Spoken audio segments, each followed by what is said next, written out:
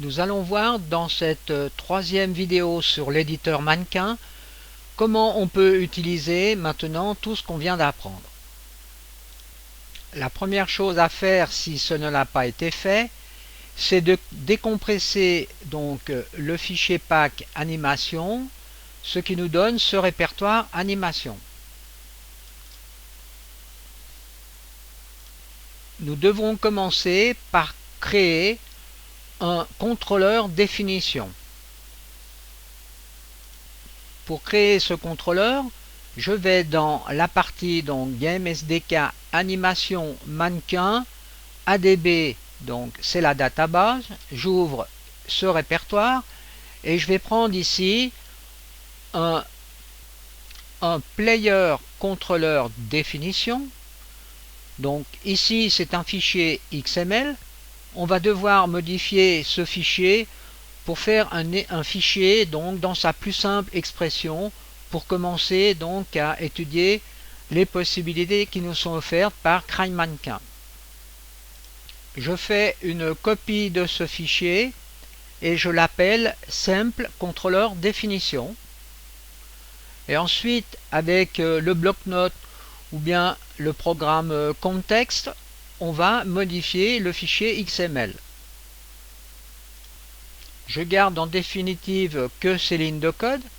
Alors ici on a l'animation mannequin ADB simple tag XML et ici on a le fragment simple fragment IDS XML. Alors ceci nous dit déjà quelque chose. On a vu ça dans les vidéos précédentes. On sauve ce fichier. Nous venons donc de créer notre premier fichier contrôleur définition. Alors maintenant, on va devoir créer les tags et ensuite aussi les fragments. Alors pour cela, on va utiliser donc l'éditeur mannequin. On ouvre donc l'éditeur, ensuite on va dans File, Tag définition éditeur. On crée un nouveau tag en cliquant sur ce signe plus. On donne un nom, simple tag, et on fait OK. On fait ensuite la même chose pour simple fragment IDS et on peut faire OK. À ce moment-là, on doit retrouver donc ici dans la liste le simple tag XML et le simple fragment IDS XML. Si l'on revient dans le contrôleur définition, on retrouve les noms ici simple tag XML et simple fragment IDS XML. Ensuite on fait OK. Ensuite on doit effectuer un file save change. Donc vous voyez les deux simple tag et simple fragment IDS sont créés ici, donc on va les sauver. Donc maintenant on devrait les retrouver donc dans le répertoire ADB. Donc si on vérifie ici, on a bien le fichier simple tag donc qui est vide et le simple fragment IDS qui est aussi vide. Donc si on revient dans le simple contrôleur définition, nous venons de voir donc les tags et les fragments. Maintenant la partie scope définition, eh bien le contexte c'est le caractère principal. Donc on va utiliser la partie fully body et on aura 3 layers à disposition. Donc on va utiliser le layer 0, 1 et 2 pour les animations. Nous devons maintenant créer un fichier de preview. Alors on va dans mannequin, on va dans la partie preview et on fait une copie d'un fichier ici que l'on va modifier. Je fais donc une copie d'un fichier ici et ensuite j'écris donc mannequin sem preview, donc je change le nom et je mets ces lignes de code à l'intérieur de ce fichier.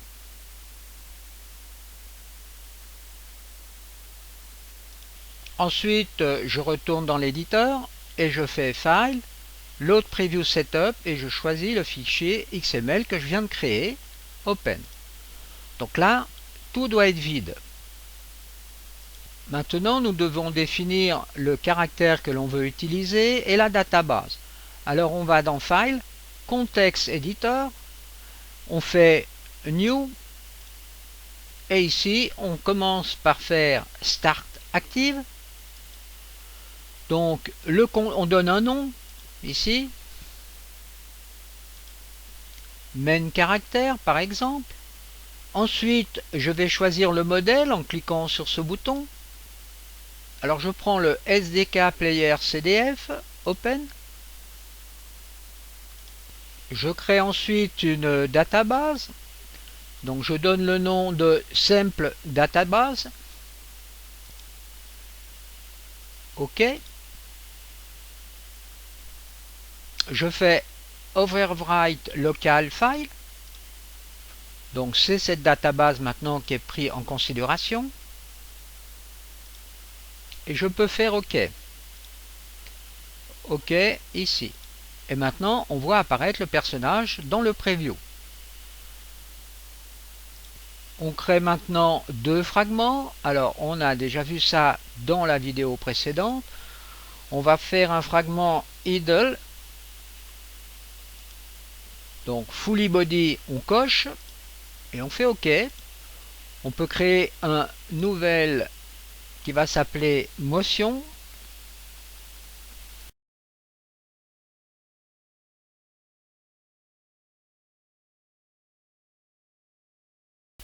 Je place maintenant les animations. Alors dans idle, je fais new. Et dans motion, je fais aussi new. Ensuite, dans options, ici, je vais donc rajouter l'animation correspondante. Dans la partie idle, bouton droit, je rajoute une track anim layer. Je fais la même chose pour l'autre, pour motion, add track anim layer. Maintenant, je reviens sur l'option 1 de idle et là, je vais donc rajouter l'animation correspondante en cliquant donc deux fois ici. Je positionne le clip vide là. Je vais dans animation et je choisis dans la liste ici l'animation qui m'intéresse. Par exemple, cette animation. Je fais la même chose pour motion.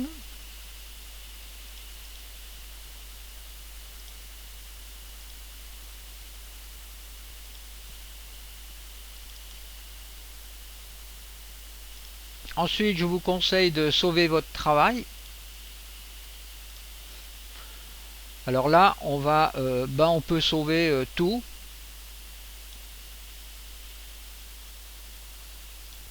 Maintenant, nous allons regarder une application pratique, c'est-à-dire la façon de mettre un personnage dans notre map. Alors, pour cela, on va créer un personnage que l'on appellera Player. Alors, on va d'abord commencer par faire un fichier MiPlayerController définition. À l'intérieur de ce fichier, vous avez beaucoup plus de possibilités dans Scope définition et nous allons utiliser la partie donc qui concerne le contexte caractère à la troisième personne. Pour retrouver beaucoup plus facilement toute cette partie de programmation et pour éviter de la réécrire, on peut aller dans Player Controller Definition. Donc vous pouvez faire de nouveau une copie de ce fichier et nettoyer donc tout ce qui est au centre et de garder, vous voyez, simplement cette partie scope qui est ici. Ceci va vous faciliter la tâche.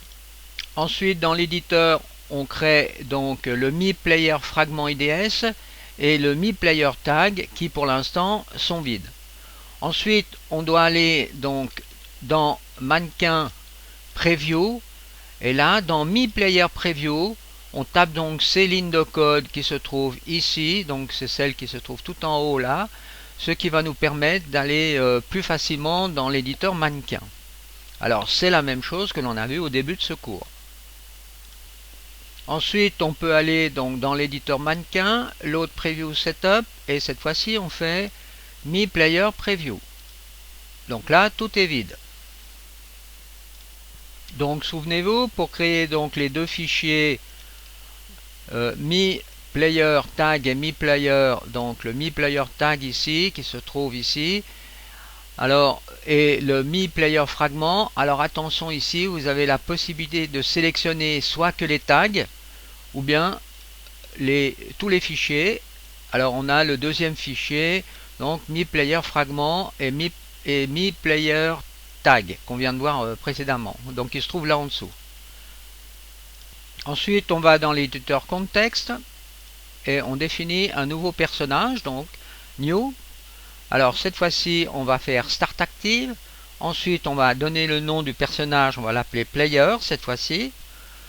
Ici, le contexte, on va utiliser, vous voyez tous les scopes disponibles, on va utiliser le caractère à la troisième personne.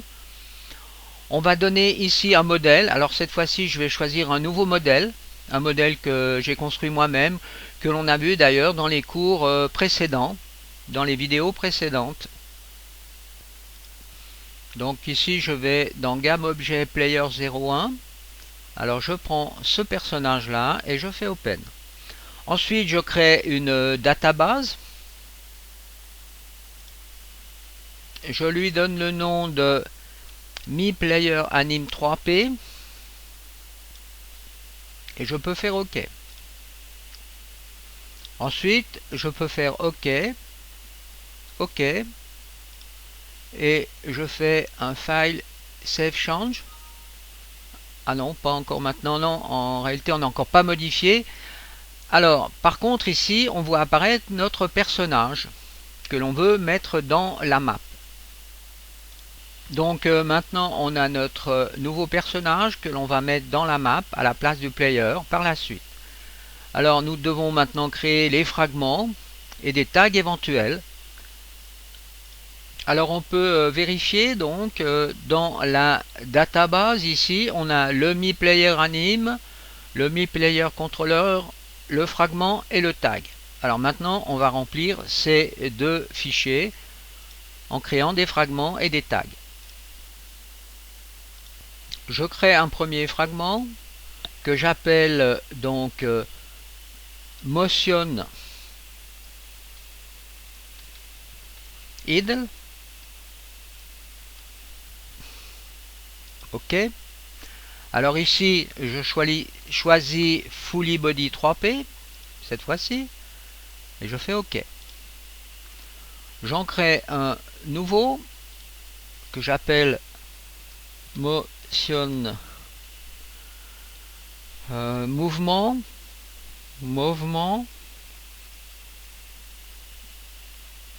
OK.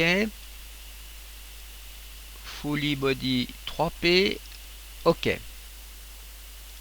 Donc ici j'ai continué à créer mon personnage donc avec d'autres segments. Donc motion idle, motion jump, motion mouvement. Alors regardons maintenant donc dans motion idle, on a donc placé cette animation qui est en boucle. Ensuite dans motion jump, on a ici cette animation aussi en boucle. Maintenant dans motion mouvement, eh bien on a créé des tags supplémentaires. Alors souvenez-vous, on va dans tag définition éditeur et dans le répertoire mi player tag, on crée donc des répertoires movedir, movespeed, stance. Et à l'intérieur, on crée donc des tags en cliquant ici, backward, forward, left, right. Donc pour move speed, on peut faire move et sprint. Ici, pour stance, on peut faire coucher, jump, et puis la nage. Alors par exemple, pour en arrière, j'ai cette animation là. Ensuite, on attribue ici movedir, donc arrière. La même chose pour en avant. Pour aller à gauche, j'ai pris cette option. Alors c'est peut-être pas la meilleure, mais c'est pour un test. Donc là, on a différentes animations. Donc vous n'oubliez pas de sauver donc tout votre travail. Alors maintenant, nous arrivons à la partie la plus intéressante, c'est de mettre ce personnage dans une map. Nous devons donc aller modifier le script, donc entité actor player. On ouvre le fichier avec le bloc-notes par exemple. Ensuite ici on rend inactif toute cette partie, ces 4 lignes qui sont là. Ensuite on rajoute ces 2 lignes. Animation contrôleur, animation mannequin, ADB, base de données, Mi Player contrôleur définition XML. Et l'anime database 3P qu'on vient de créer, c'est Mi Player anime 3P ADB. Ensuite, on a encore quelques lignes à changer. On va donc désactiver ces 3 lignes ici qui utilisaient, vous voyez, le player SDK. Et on va mettre à la place le player 01 que l'on a créé. Ensuite, vous n'oubliez pas de sauver ce fichier et vous devez relancer votre éditeur pour que tout fonctionne correctement. Ensuite, on retourne dans la map et à cet endroit, vous allez déjà aller dans l'équipement, vous allez dans le player par défaut et vous supprimez tous les équipements. Si par exemple vous aviez un rifle ici, eh bien, il suffit de faire comme ceci pour supprimer les armes pour l'instant. Faites OK. Ensuite un CTRL G. On se met à la 3e personne en appuyant sur la touche F1 du clavier. On voit ici apparaître notre personnage. Donc faisons-le sauter avec la barre d'espace. En avant. En arrière. De côté.